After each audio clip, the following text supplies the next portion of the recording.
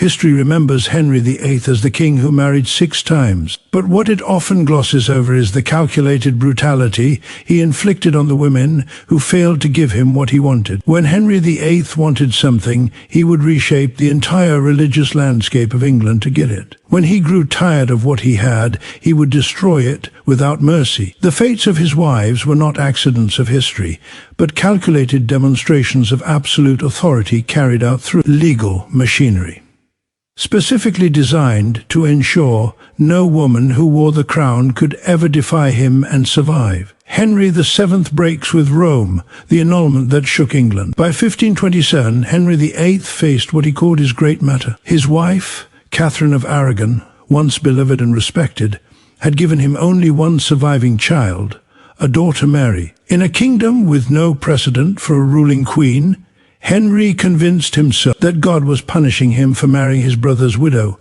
Catherine had been briefly married to Henry's elder brother, Arthur, before Arthur's death, and Henry now claimed this violated biblical law, but Catherine refused to cooperate. When Henry demanded she retire quietly to a nunnery, she responded with steel in her voice. God never called me to a nunnery. I am the king's true and legitimate wife. She had powerful allies, particularly her nephew Charles V, the Holy Roman Emperor who controlled vast territories across Europe. When Henry appealed to Pope Clement X for an annulment, he found himself checkmated by Catherine's family connection. The Pope, unwilling to anger the most powerful ruler in Europe, stalled for 6 years. Henry's solution was as ruthless as it was revolutionary. If Rome would not give him what he wanted, he would simply remove Rome from the equation. Between 1531 and 1534, Henry systematically dismantled papal authority in England, replacing it with his own. Parliament passed the Act of Supremacy, declaring the king, not the Pope, to be the supreme head of the Church of England. It was a seismic shift in power, and it gave Henry complete control over matters of marriage and succession. In May 1533, Thomas Cranmer, Henry's newly appointed Archbishop of Canterbury, declared what Rome had refused to acknowledge. The marriage to Catherine had never been valid. The ruling came at a specially convened court at Dunstable Priory, and it was a formality. Henry had already secretly married Anne Boleyn months earlier. The annulment was simply the official stamp on a decision Henry had made long before. The break with Rome wasn't just about love or succession. It was about establishing a precedent that would haunt Henry's future wives. The king's will was now law, enforced through a religious and legal apparatus that answered only to him. Any woman who became queen would exist entirely at his mercy, with no higher authority to appeal to, no protection beyond what Henry chose to grant.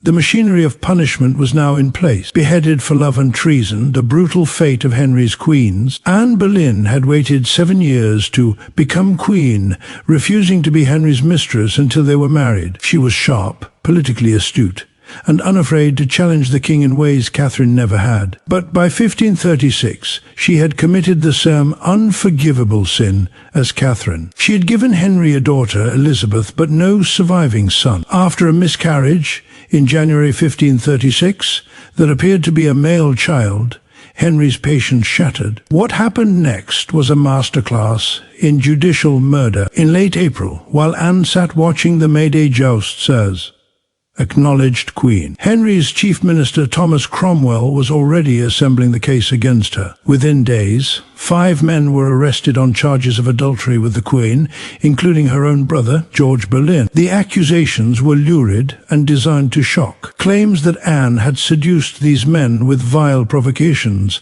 that she had committed incest with her brother, and that she had conspired with them to murder the king himself. The speed of Anne's destruction was breathtaking. Arrested on May 2nd, she was taken to the Tower of London, the same fortress where she had stayed in triumph before her coronation just 3 years earlier. Now she entered through a different gate as a prisoner facing charges of high treason. Her trial took place on May 15th in the King's Hall within the Tower, a spectacle attended by over 2,000 people hungry for drama. The proceedings were overseen by her own uncle, the Duke of Norfolk, who would pronounce her sentence. One by one, the accused men had already been tried and convicted. Now it was Anne's turn. The charges read against her were designed to humiliate and condemn. The evidence was flimsy. Overheard conversations twisted into conspiracy.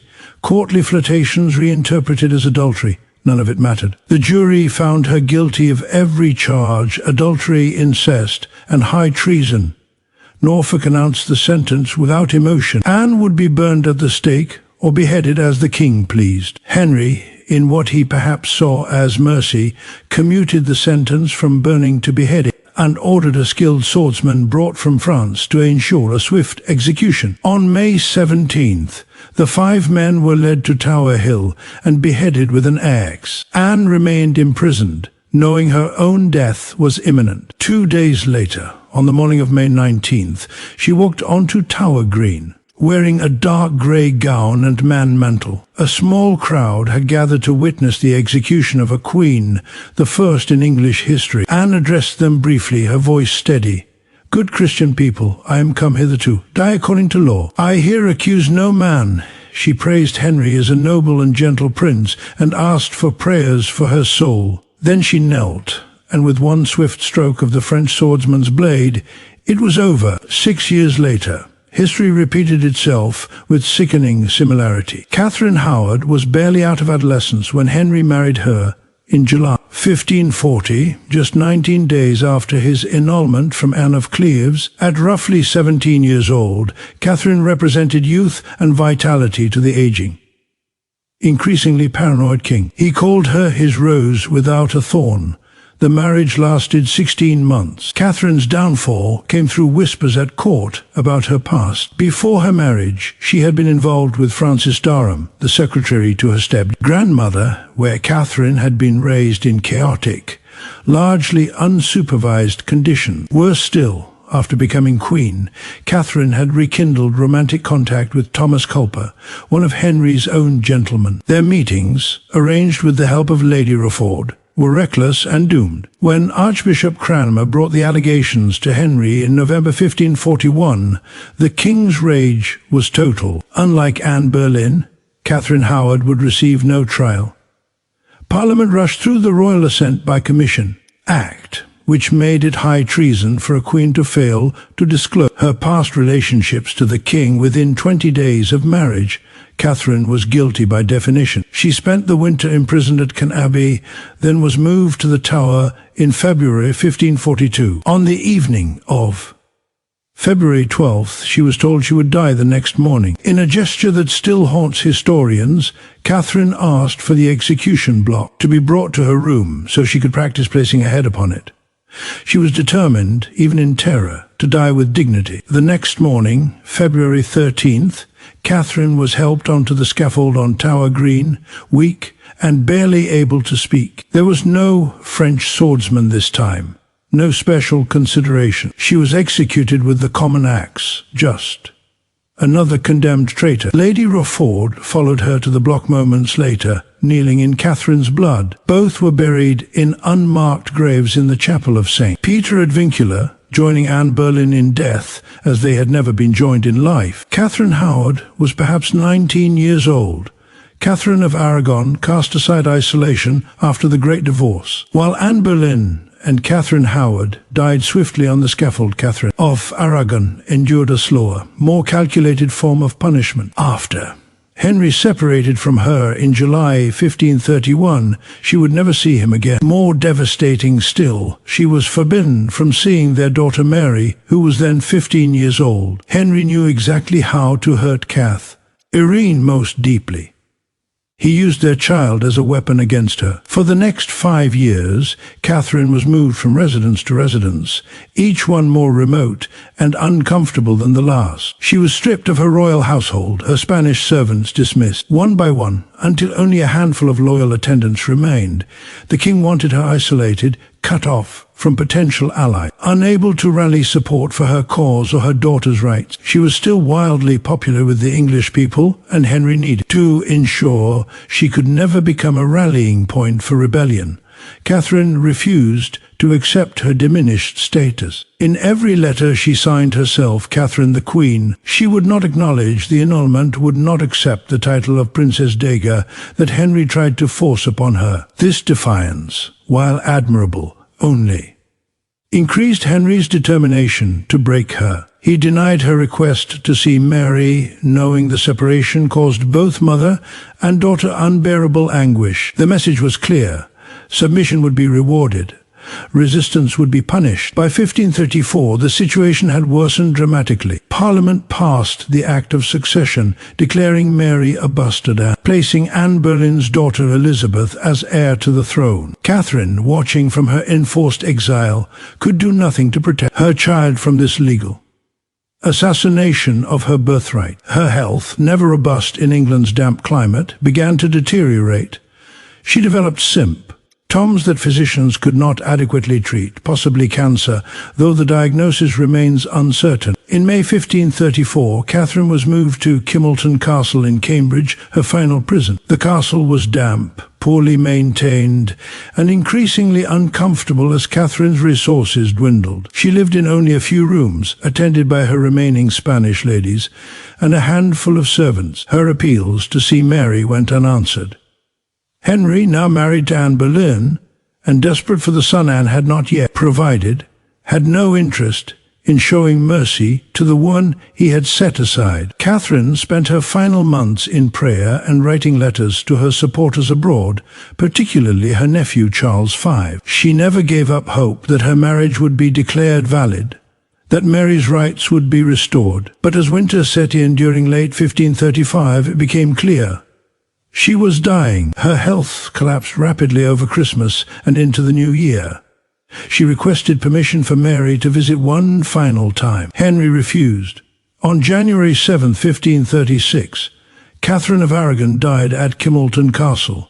She was 50 years old. Two of her most loyal servants, Maria Delanus and Eustace Chappe, managed to reach her bedside in her final hours. After her death, an examination revealed that her heart had turned black, a finding that sparked rumors of poisoning, though modern historians believe it was likely a symptom of cancer. She was buried at Peterborough Cathedral, not as a queen, but as the Dowager Princess of Wales. Her grave marker, however, eventually read Catherine, Queen of England. A small victory claimed after death. 4 months after Catherine's death, Anne Boleyn would follow her to the grave, beheaded on charges of adultery. The cruel irony was not lost on observers at the time. Catherine had maintained her dignity and her faith through years of humiliation and isolation, only to die in obscurity.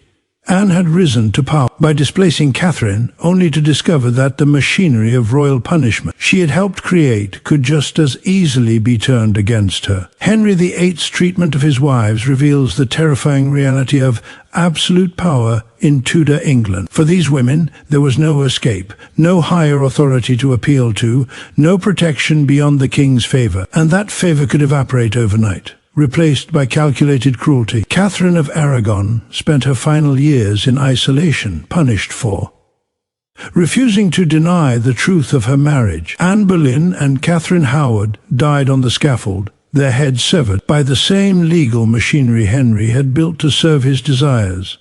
Which of Henry VIII's wives suffered the cruelest fate? The swift brutality of the executioner's blade, or the slow torture of exile and isolation, forbidden even the comfort of seeing their children one last time? The women who wore England's crown in the 1530s and 1540s learned what absolute power truly meant. Not the power to rule, but the power to destroy completely within the law and with the full weight of church and state behind.